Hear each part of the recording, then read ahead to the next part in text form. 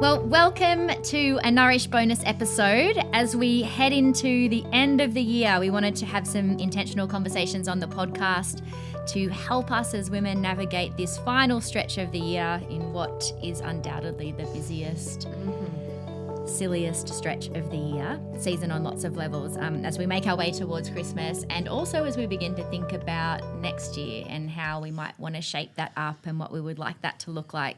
So our hope and prayer is that these conversations would encourage you in your own walk of faith to develop sustainable rhythms and practices that create life and health and wholeness in your world, and see you grow in intimacy with Jesus and greater connection with others. So today, I've got two of my friends here on the podcast. I've got Gabby Goulet and Jo Evans. Welcome, ladies. Thank you. Good to have you here. These two are both part of our community here at Discovery Church, which is awesome, part of our Nourish community as well. And what I love about both of these women and why I invited them to be on the podcast today is that they're the real deal.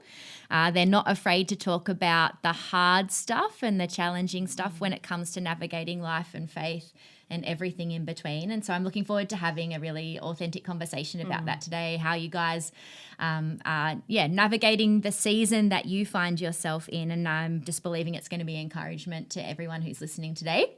So, great to have you both here. This first episode today, we're going to be talking about keeping your spiritual tank full. And I feel like coming into the end of the year, this is one of those ones that people are like, oh, have I got enough gas in the tank to get me to Christmas, or am I going to fall in a heap on the line? I'm going to fall in a heap. On the line. And so this isn't a conversation with three people who have got it all together today. This is a conversation with three people who are just working it out and doing the best we can, learning along the journey. But the question today is, or the questions, how do we keep our spiritual tank full in the busy seasons, juggling life, motherhood, working, studying, having a social life of some kind, being connected in church community, serving, etc. What are the telltale signs when your spiritual tank is getting low? The warning signs perhaps, and what are the rhythms, practices, and even the people that help you prevent that tank from getting to empty and hopefully keep you in overflow. So maybe just to get us started, and for some context for our friends joining us on the podcast today, I'd just love to hear a little bit from you guys about just tell us who you are. What does this season of life look like for you? What does a typical week look like? Just to give us some context. Do you want to kick us off, Jo? Yep, sure. So I am a mum, a wife, a teacher. I work 4 days. I've got 3 kids who are all in primary school this year, which is exciting. And it's busy. Like, I'm not going to lie. My husband and I often just say this is the season of just a lot of things, a lot of different plates in the air, a lot of different calendars between work and the kids and ourselves. So I feel like I'm definitely with all of my ladies out there who are feeling like, how do I keep all the tanks full? Yeah. So this will be helpful for me as well. Yeah, awesome. That's good. How about you, Gabs? I am mum. I'm a mental health practitioner working 3 days. I volunteer at the Babes Project. I'm studying a social work degree. So I've got some Zero plates. free time. Some plates in the air as well, which is good. It's a balance, but it's actually, funnily enough, it's actually one of my less intense seasons of life, which is nice. And it's, I guess, having the contrast of more intense seasons in the past. It's nice to have this moment now where it doesn't feel as crazy. And how do I keep that is probably the question for me at the moment. Yeah. Yeah. So you guys, even just from hearing you briefly, it's interesting how people introduce themselves and the things that come out first, because it tells us something about how we see ourselves and the season that we're in. But it's obvious that you're both in busy seasons of juggling work, parenting, a marriage relationship, all the things, all the plates spinning at one time. And you're both in helping professions, which means that along with many of our other women out there who are listening, a lot of our time is spent giving out, pouring out. So the outflow switch is on full ball most of the Yeah. time.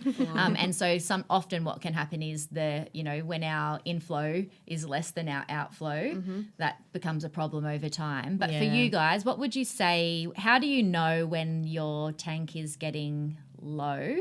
Perhaps what are the early signs and what are the no Alert, alarm. the danger abort mission signs. Yeah. So what are you learning? How are you learning to recognize the early signs quicker? Because I know for me in my own journey, I've often not recognized my tank getting low until I've hit the emergency. Yeah. Like I'm in the red, it's too late. Yeah. I am hitting that wall. There's no Yeah. turning back from here. Yeah. And it's been a journey to pull that back a bit and learn to notice earlier. So Yeah. I'd love to hear from you. Like, what are the warning signs?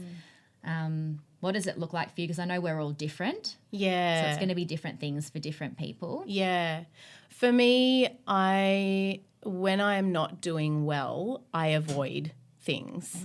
So I will avoid hard conversations with people I love because it's easier that way.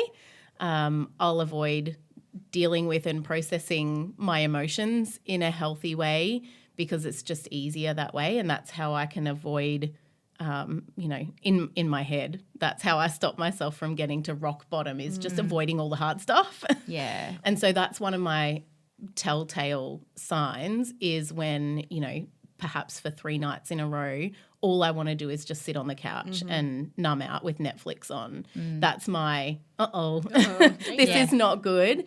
What's happening in the background that needs to be processed or dealt with, or where am I lacking? Then I need to kind of pull up my socks instead of just ignoring it all and just zoning out and doom scrolling for 2 hours. Doom scrolling. Doom scrolling. Terrible. Yes. Yeah, I hear that. It's a real, thing. Have you it's heard a real about trap. I've not heard about doom scrolling. Oh, doom scrolling's where, I'm Like well you're- acquainted with you're doom obsessed scrolling, with, like, a unfortunately. Scary something, like when COVID was on or whatever, and you were like, what is this thing? What's going to happen? And so you'd just be Googling or researching all of the possibilities. Down a hole. Or not Or even bad news or necessarily, something. not even necessarily bad news. It's just like I'm just scrolling because Mindlessly. Yes. Yeah. And not really Yep, wanting yep. to even engage with it, but you're Yep. still 5 minutes later doing it. Yep. Yes. Or half an Okay. hour later doing it. Okay, yeah, sure. An hour later. Yeah. And that's one of my. Yeah. I'm like, I'm not doing well. No. What's going on here? Yeah. Yeah. It's a bit of a trigger for me. Yeah. What about you, Joe?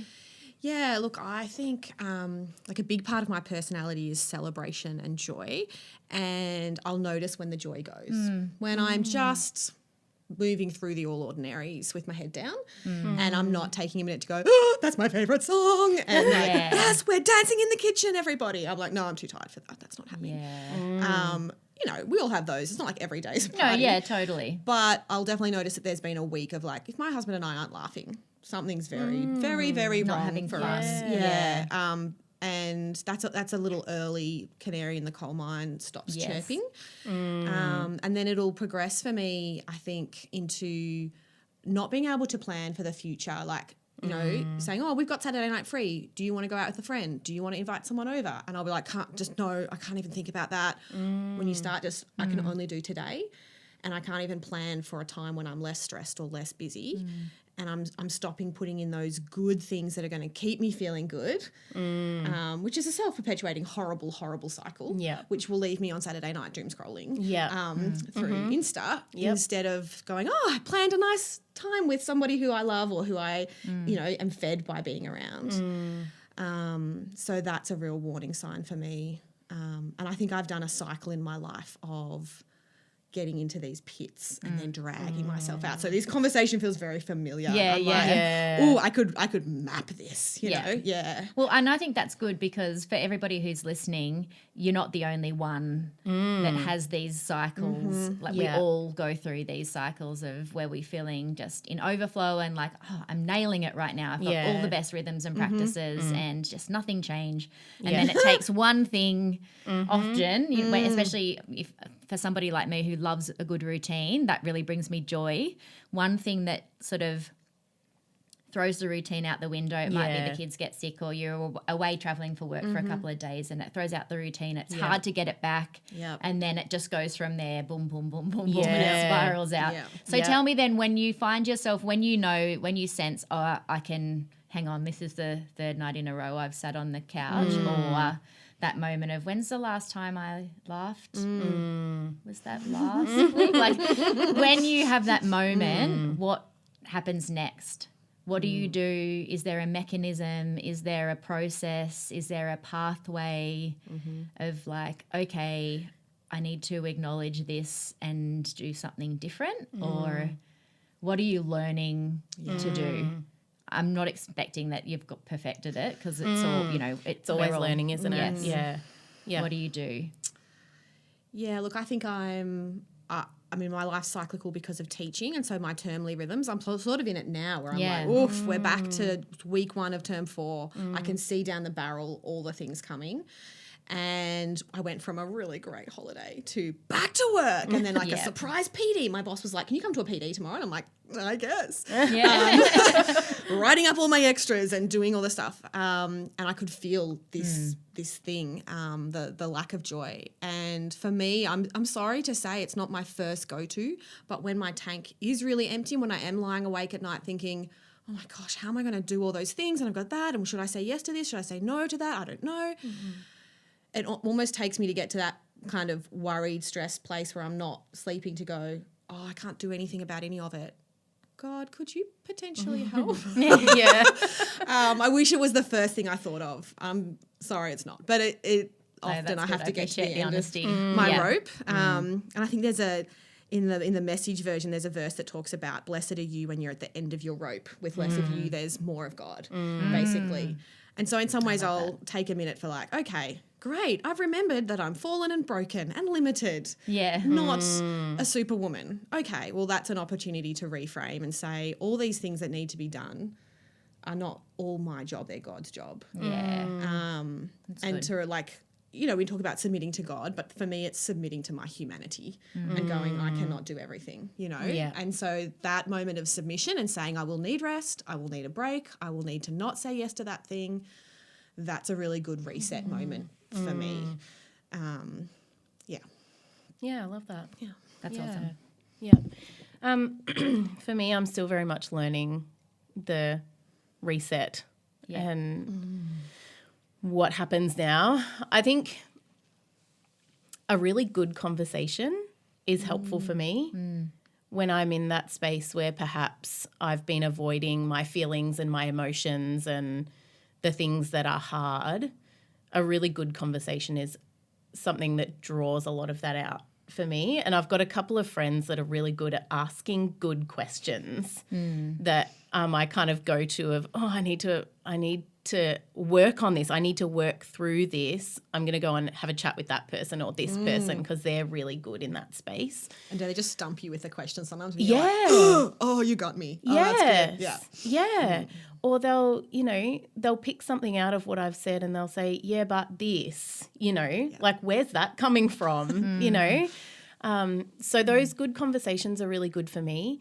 Also just being by myself and acknowledging that, okay, this is what I feel like doing. This is what I want to do. And this is, I feel lazy or I feel unmotivated or I feel, sad about what's going on in my world or my friend's world or whatever those emotions are that are attached to how I'm feeling, just holding space for those because I'm not naturally good at that. So learning to acknowledge the emotion behind it and sit with those, which is an uncomfortable thing for me, but very important.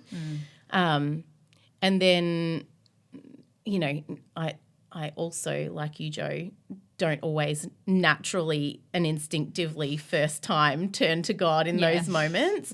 But it's that learning process, isn't it, of going, okay, well, this is, if I need to sit with this emotion is sadness, and how do I process that in a really healthy way? God, how do I work through this? What does sadness look like? Where does it, obviously God gives us the ability to feel and experience emotion. So what do you want me to do with that? How do I work through that really well? And listening to music is a really good space for me. I have a playlist of worship songs that I just connect with. Yeah. And they're my favorites, and I listen to those, and that's a good space to kind of process a lot of that stuff and just, worship. Do you do a good car sing or even a car cry? Everywhere. Everywhere, man. We're going to be looking for you on the road. Anywhere and everywhere. Yeah, I do. I do love a good car sing. And the point where you get to like you're ugly crying while you're driving and singing all at the same time. Yeah. That's a really It's a great lot happening, look. and then you look up and there's like a trucker right there. Yeah. And you're like, g'day. Yeah, or you're sitting at the lights and you're like, compose yourself, compose yourself, compose yourself.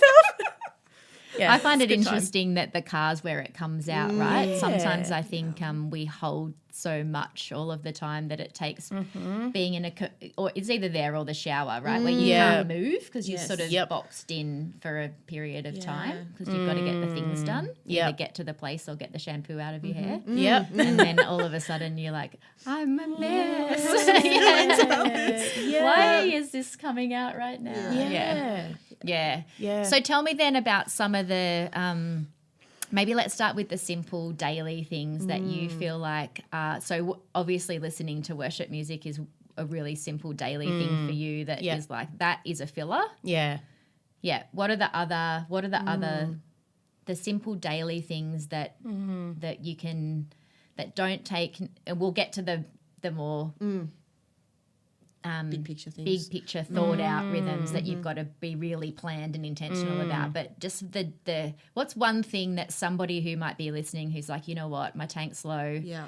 What's one thing that you found helpful that's super simple to implement that makes small change but big impact? Yeah.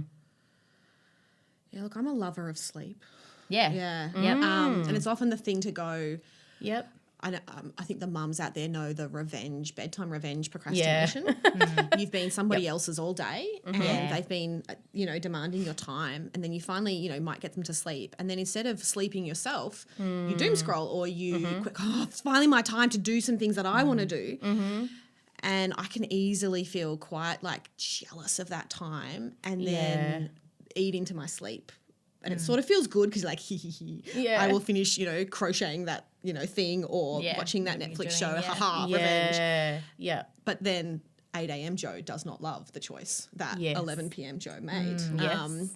Or more 6 a.m. Joe in my life. But it's not easy, and I know there'll be people listening with small bubbers and they're not really in control of their sleep.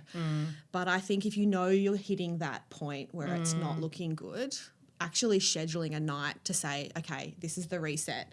The TV doesn't go on. This is, I'm going to read, breathe, have a cuppa in bed. And when my eyes feel heavy, I'm letting it happen. Yeah. I don't care if it's 8 p.m. at night. Yeah. Oh my gosh, I love going to bed at 8 p.m. at night. It's my dream. Wouldn't that be good? Doesn't happen that It's often. not always possible. So good. I like setting alarms for going to bed rather than getting up. That helps me.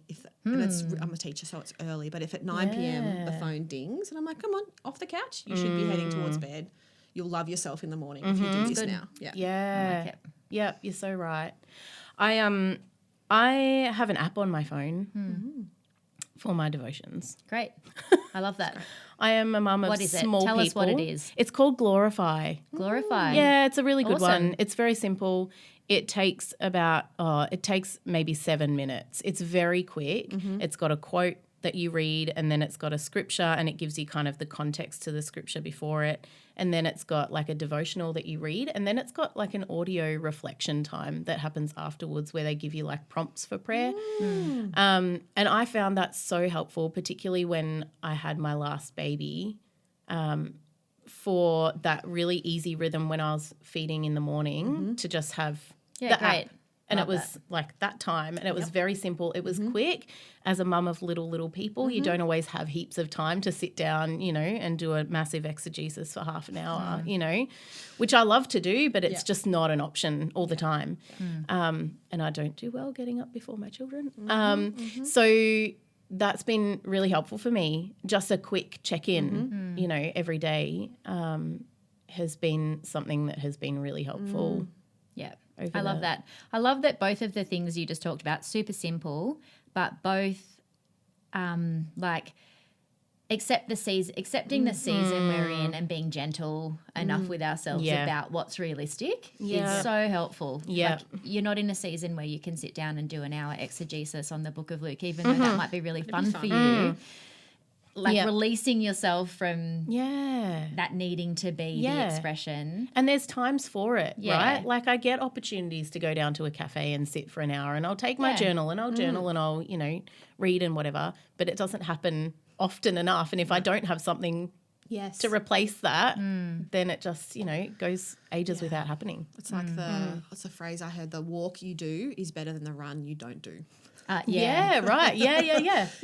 Yeah, for sure. I love that. Yeah. And the quiet time that's in the toilet is better. The one that you actually do is better than the 1 hour full deep. And I had to learn that too because my standards pre-children were different. Yes. And then I felt really like this is naff if I'm just doing some little flick open just read a verse. Yeah. What's that? You know? That's Bible College's fault, I think. But I had to just suck it up and be humble and be like, you're not even getting anything if you don't just do that. There is a great devotional that I literally have kept in my toilet by Jen Hatmaker. It's called Out of the Spin Cycle, and she's funny, and it's stories of like stuff happening to mums or whatever. Author of Mess and Moxie. Fantastic book. Yes. And so Have she's not very seen that generous. devotional, but that's great. Add that to your resource list. Do it. Girls. Literally put it in your toilet. What's it called again? Out of the Spin Cycle. Out of the Spin Cycle. Yeah. Could I've also given put it it to in the new laundry. mums. Yep. Wherever you sit down for a minute, hopefully with a lock on the door. Yeah, right. That's where it happens. Yeah. Wow. Yeah, that's awesome. Great. I was just thinking of something then when you were saying that, and then Jen Hatmaker took me off on a little squirrel journey. But I was going to ask you something. That's what I was going to ask you. Tell me about. So I think about when I think about keeping my spiritual tank full. I think about what I need fresh bread.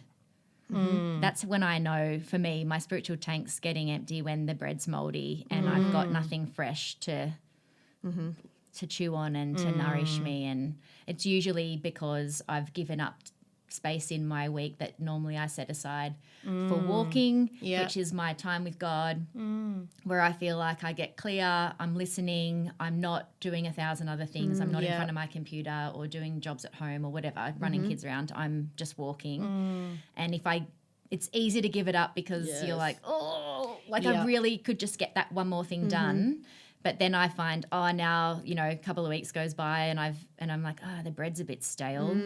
So learning what fresh bread for you is in a season is really helpful because it's different. Yeah. And what is the fresh bread for those of you who are listening today? What is that fresh bread? It might be a phone call with a friend who asks great questions. It might be 7 minutes on an app in the morning. It might be the playlist on the way to work or kinder drop off or whatever it is. What's your fresh bread at the moment? What's bringing you life and joy and obviously the devotional that you just talked about, which is a great resource. And I will ask you in a minute so you can have some thinking time as we wrap up this conversation. But the books, podcasts, tools that are blessing you the most at the moment. But what's fresh bread for you at the moment? Or what's the Lord's, even if it's your current fresh revelation. There's a couple of things that spring to mind. One's a bigger rhythm, but I recently planned a camping trip, just me and the boys, my 2 sons, and my husband does not like camping, and that's okay. I do not like football, so he'll do that. And it was, I planned it ahead of time, and then I was like, it's a busy time. I'm not sure this is the best move, but I can tell, like for me, fresh bread is being just overwhelmed by the beauty of nature and being, we climbed to the top of the pinnacle in Halls Gap. So good. We did Silent Street. I sat with my boys by a fire. Now that's a once in a long time thing, but I can't tell you how good it was to be small in God's bigness because I can make myself big and then that makes God smaller, when it's all about me and my problems. And the other one that's been it's an old rhythm that's come back to me lately is the, just when I'm journaling or I'm thinking I'm stuck on something in my head, what's the lie that I've believed? Just that question. and what's the truth that God wants to say Love instead. That's great. You can do it in your head in the car, Yep. or it can be a big prophetic Sit for a moment day of and reflect on the mountain. Yeah. But for some reason, that often I struggle to love hear that. God sometimes, but that one will often just be boom, something comes, and it'll be one of those. Oh, yeah, that's true. That got me. Can you just say those two questions again for us? What's the lie that I've believed? Yeah. And what's God's truth? Awesome. Yeah. Love that. Yeah, I love that. Fresh bread for me at the moment. I started a volunteer role about 6 months ago that I just feel like is my slipstream. I love that. know? Yeah. Happiness. Like, I've served God in a lot of areas over the years, and I feel like this is just like a real marriage of what I'm good at and what I'm passionate about. And so for me, that's really giving me life at the moment, and kind of finding, I guess, where God has gifted me and using those skills in a really impactful way has drawn me closer to God, and kind of that journey of learning more about myself and learning more about Him and the bigger picture and ministry outside of the church for me in this season. That's been really beautiful. What else is giving me life at the moment? Just growth and study, I think, has been really good. I did. I recently had a conversation with a friend of mine, and we were talking about how she, in her motherhood journey and her relationship with God, didn't really prepare for the fact that her relationship with Jesus was going to change so much when she had a baby. You know, we talk about how your body changes and your relationship with your marriage changes and all of that kind of stuff. And she was feeling that kind of, I guess, that condemnation space of, I haven't spent time with God in a long time, or my relationship with Jesus has changed so much and it's nothing like what it used to look like. And so learning a little bit about like condemnation versus conviction and what draws you close to God and what moves you away from that, and being able to sit with those feelings and learning about, well, like that, you know, what is God saying in this season and what is His truth in this? If I haven't spent time with Him and those feelings of condemnation are drawing me further away, that's not His desire, you know. And so learning about conviction and moving closer and in repentance to Jesus, and, you know, deepening that relationship again has been really beautiful, and something that I've journeyed with a couple of friends recently, and that's been a really lovely revelation, and just, you know, realizing that Jesus' desire is to spend time with us, and there is no condemnation, you know, and to draw closer to Him in that space. He has total grace for us. Yeah, you know, like I completely. think when my kids hurt themselves, I see it in the garden and they're far away, and I'm looking out the window at them, and they're kind of trying to hang it together themselves, sort of like, oh, and I just think, come on in, just run on in. I'm here. Yep. There's a cuddle coming for you, buddy. That's it. I think God's the same when we're far and we're hurting. He's not like, oh, why are you over there? That's ridiculous. Yeah, exactly. He's like, come on in. It's okay. I gotcha. Yeah. You know, and if we can hear that voice instead of the, well, it's been 7 weeks and 3 days since your last quiet time. Exactly. Yeah. Yeah. Yeah. And so, and that's you know, I'm going to wrap us up because we're out of time. But I love that thought to close this part of the conversation on, is that, the constant nature of God standing with open arms, or, you know, the same thing in different words, always preparing fresh bread for us to come and feast on, to be nourished by. Yeah. And so an encouragement for everyone listening today, you know, what is that fresh bread that the Lord's prepared for you and to seek out, and an encouragement to seek that out and to look for that. And it's a scary question to ask sometimes, what's giving me life right now? Because sometimes the answer is nothing, and that's a scary thing to face. But the opportunity on the other side of that is that the Lord has life for you and joy for you, and you know, exactly, He's standing there saying, just come on in and let me lavish it upon you. You don't have to try and find it out there on your own. It's actually here in overflow for you to receive. And so just as we close, what are you reading, what are you listening to that might encourage someone today as they're coming into the end of the year? thinking about setting up their new year and getting some rhythms and practices in place that will see them really thrive into the new year. What are you loving? What have you listened to already even this year that you're like, that was the best book I read this year. Everyone should read it. It's a really good question. Is it okay if we haven't finished the book? Oh, yeah. Takes me a long time to read books. I've been in this book for the whole year, very slowly, but I'm in the latter half of, I feel, maybe my life, and I'm reading a book about the second half of life, spirituality, and the name of the book's going to come to me in a minute. Falling Thank Upwards. you. Falling Upwards. By our favourite. Yes, Richard Rohr. Richard Rohr. There it is. We got there. Yes. And I can recommend that for people who are wrestling out a new season, maybe a more weathered season of faith. Yeah. Yeah. It's a Yeah, I goodie. love that. A book that I read a long time ago that I've just picked up again recently is called Present Over Perfect by Shauna. I'm going to butcher her Nyquist. last name. I love her. Thank you. Yes. Yes. Yeah, that's a beautiful book, and just little glimpses into her life of where she's realised that, you know, the hurry has overcome Yeah. Yeah. just being present and acknowledging It's a good one. what's happening in life right now and making space for that. Yeah. And I think, you know, all of us, maybe not, maybe it's just me, coming out of COVID, you know, we took that time to kind of, you know, this is what we don't want in our lives anymore, and this is what we do, and this is, you know, a really small portion of our lives that, you know, is really good. And then we've kind of just filled it all back up again with stuff post that period. So it's been a really nice book to kind of pick up again. It's great. Yeah. I'm slowly, very slowly making my way through. I feel like I've started it about 3 times in the last 6 months and had to keep stopping. And so maybe it'll have to wait till summer, but I'm making my way through a book called Praying Like Monks, Living Like Fools. Oh, yeah, I've heard. Yep. And the author has just escaped me, but They're out there yeah, they're out there. in the show notes. In the show notes. Yeah, no pressure. Now we have to make some show notes. There will be no show notes. I lied. And also the Deeply Formed Life by Rich Validas. It's his new one, the red right. one. He's got a yellow book as well that's also good, but this is the red book. Okay. And all about developing those deep spiritual practices. Liv, are you finding the author for me? She's Googling in the background.